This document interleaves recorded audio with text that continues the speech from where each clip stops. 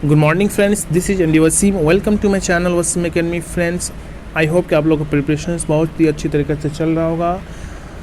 और आज हम लोग इस वीडियो में देखेंगे ईवीएस और इकोलॉजी पार्ट का सेकेंड वीडियो, जो कि इम्पॉर्टेंट होगा for upcoming exam BPSC teachers exam for primary. Okay, पिछले वीडियो में हमने इन्वायरमेंट, इकोलॉजी और इसके कुछ इंपॉर्टेंट कम्युनिटीज़ के बारे में देखे थे। आज हम लोग इस वीडियो में इकोसिस्टम और बायो जियोग्राफिक रियलिज्म के बारे में और कुछ इंपॉर्टेंट टॉपिक्स वन लाइनर के फॉर्म में देखेंगे। अगर आप लोग चैनल पर नए हैं तो प्लीज़ सब्सक्राइब द चैनल और बेल आइकन को हिट करना ना भूलें लेटेस्ट अपडेट के लिए। और ये अगर स्लाइड आपको चाहिए तो आप लोग व्हाट्सएप ग्रुप को ज्वाइन कर सकते हैं। तो चलिए हम खुद देखते हैं इकोसिस्टम। तो इकोसिस्टम क्या है? The ecosystem are the parts of nature where the living organism interact among themselves with their physical environment. यानी जहाँ पे जो लिविंग ऑर्गेनिज्म है वो फिजिकल इन्वायरमेंट में एक दूसरे से इंटरेक्शंस, तालमेल पैदा करते हैं या आपस में एक ताल्लुकात बनाते हैं। उसी ताल्लुकात को इकोसिस्टम कहा जाता है। ये सबसे पहले वर्ड 1935 में A G Tansley, okay, sir Arthur Tansley ये सबसे पहले वर्ड को यूज़ किए थे और ये सबसे पहले वर्ड को पॉइंट किए थे। A G Tansley 1935, okay, word ecosystem. Next one is ecosystem can be recognise as the self regulating and self sustaining unit. Okay, ये ज़मीन का या लैंड का या किसी भी पर्टिकुलर एरिया का ये सेल्फ रेगुलेटिंग और सेल्फ सस्टेनिंग यूनिट्स है। ओके, जैसे इसका बेस्ट एग्जांपल है जैसे पोंड, इसका एक अलग इकोसिस्टम है। फॉरेस्ट, इसका एक अलग इकोसिस्टम है। और दुनिया का जो सबसे बड़ा लार्जेस्ट जो इकोसिस्टम है वो है ओशियन। ओके, याद रखिएगा, ocean. Next one is interactions of the biotic and abiotic components results in the physical structure and its characteristics for the each type of the ecosystem.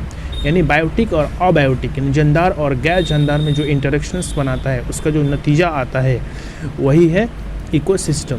देख लेते हैं biogeographic realism. Biogeographic realism are the large spatial region which ecosystem share the broadly similar biological environmentally history। यानी biogeographic realism क्या है? ये एक बहुत बड़ा ज़मीन के एक पर्टिकुलर इलाका, बहुत बड़ा इलाका को कवर करता है और वहाँ पे एक खास किस्म का इकोसिस्टम पाया जाता है। अब यहाँ पे देख लेते हैं biogeographic realism of the world. India में वर्ल्ड में तकरीबन 6+ या 5+ ज़्यादा बायोजियोग्राफिक रियलिज्म्स है। सबसे पहले एंटार्क्टिका, ये एक बहुत बड़ा एरिया में बर्फ़ फैला हुआ है, तो वहाँ पे एक अलग किस्म का एक इकोसिस्टम है। Number 1 is Australia, number 2 is Oceania. Oceania वो मतलब कि ऑस्ट्रेलिया जहाँ पे है वही पूरे एरिया को ही ओसेनिया कहा जाता है। उसमें न्यूजीलैंड और भी अदर आइलैंड्स और ऑस्ट्रेलिया के मैक्सिमम पोर्शंस शामिल है। Next one is Indian Malayan, यानी इंडिया और बर्मा का जहाँ का जो बॉर्डर है वहाँ पे आसपास के इलाका एक बहुत बड़ा बायोजियोग्राफिक रियलिज्म है।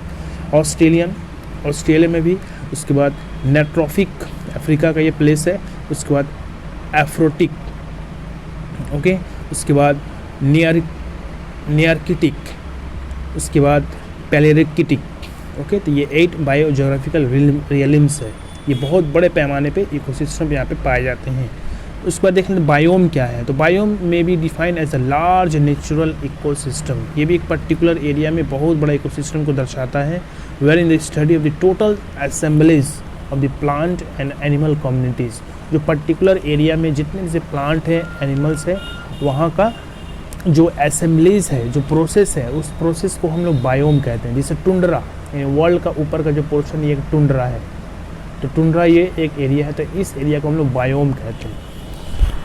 और बायोजियोग्राफिकल रियलिज्म क्या है? ये पूरा एक बहुत बड़े पैमाने पे कोई कंट्री हो या कोई कंटिनेंट को दर्शाता है। लेकिन बायोम बहुत सारे कंट्री और बहुत सारे कंट्रीज़ और कंट्रीज़ के कंटिनेंट के अंदर जितने कंट्रीज़ है उसको दर्शाता है। क्लासिफिकेशन ऑफ बायोम, तो यहाँ पे पर्टिकुलर कुछ 4 टाइप्स के बायोम्स है। Forest biome, savanna biome, grassland biome और डेजर्ट्स बायोम। डेजर्ट्स क्या है? एक बहुत बड़े इलाके में फैला हुआ है। ग्रासलैंड ये भी एक बहुत बड़े इलाके में फैला हुआ है। सवाना ये भी बहुत बड़ा ग्रासलैंड है।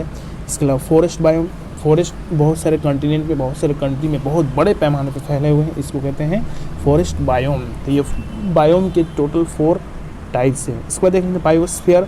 The biosphere is the part of the lithosphere, hydrosphere, atmosphere, यानी ज़मीन पे जो एटमोस्फीयर जो हवा है, लिथोस्फीयर जो ज़मीन है, जो ठोस ज़मीन है, और हाइड्रोस्फीयर जो पानी है, इन तीनों को कलेक्शन करके जो चीज़ बनता है उसको कहते हैं बायोस्फीयर, जहाँ पे लाइफ एग्जिस्ट करता है। उसके बाद biosphere consist all the living organisms that the biotic components energy and physical environment the abiotic। और बायोस्फीयर जो कंसिस्ट करता है वो दो चीज़ों को मिला के जानदार और गैर जानदार, तो इसको कहते हैं हम लोग बायोस्फीयर। तो ये था कुछ important topics about the EVS। I hope कि आप लोग को ये वन लाइनर समझ में आया हो। अगर आप लोग को वीडियो अच्छी लगे तो प्लीज़ आप लोग इस वीडियो को लाइक शेयर करना ना भूलें, और चैनल पर नए तो प्लीज़ सब्सक्राइब द चैनल, और व्हाट्सएप ग्रुप को आप लोग ज्वाइन कर सकते हैं। नेक्स्ट वीडियो में फिर मिलते हैं। Thank you friends, thanks.